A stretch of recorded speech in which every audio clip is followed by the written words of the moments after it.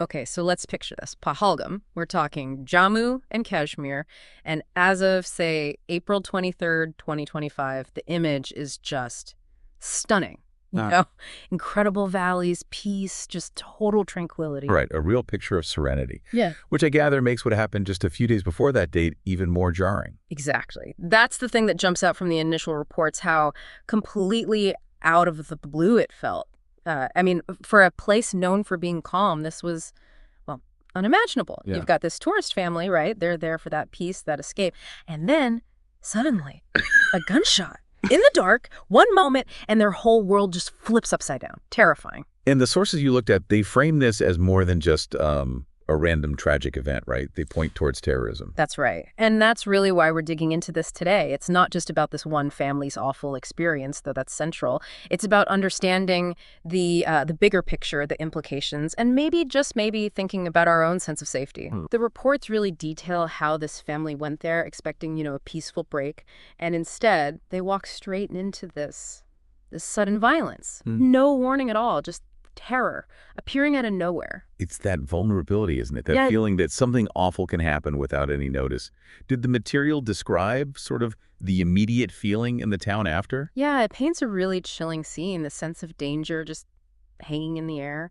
One account even used the phrase a shadow of death over the streets, streets that were, part of this ancient, quiet town. The contrast is just so stark. It really makes you think how fragile that feeling of security can be. But you mentioned earlier that the story doesn't just end in darkness. Was there evidence of hope, resilience? Yes, absolutely. And this was interesting. Amidst all that fear, several reports made a point of highlighting how people reacted. Instead of just panic, you see accounts of, well, people helping each other, supporting strangers even, in this incredibly scary situation. That really stood out. That human connection, that instinct to help, even when you're scared yourself.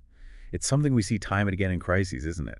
Speaks to something pretty fundamental. It really does. And that brings us to sort of the core theme we wanted to explore here. How do we square that, this natural, intense fear that comes with something like this, and yet also this capacity for courage?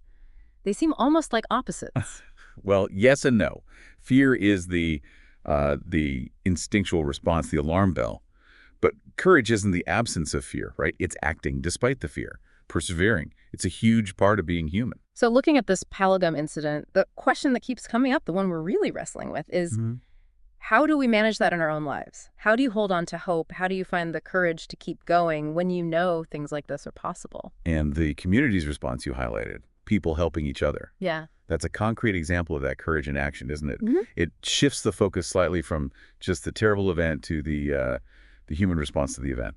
Right. So this deep dive, it ends up being a story about Pahalgam during those days. Yes, a place touched by fear, definitely. But also a place where you saw that resilience, that bravery shine through. It's such a powerful reminder, I think, that these events, especially the dramatic ones, they aren't just endpoints, they're transitions. They mark the start of something new, a different path for everyone involved. Yeah. And maybe as we think about Pahalgam, we shouldn't just remember the darkness of that moment. Maybe we remember the light that emerged, too. That human ability to find hope, to find courage, even when facing, well, the unthinkable. It kind of pushes us to ask ourselves, doesn't it? How would we respond?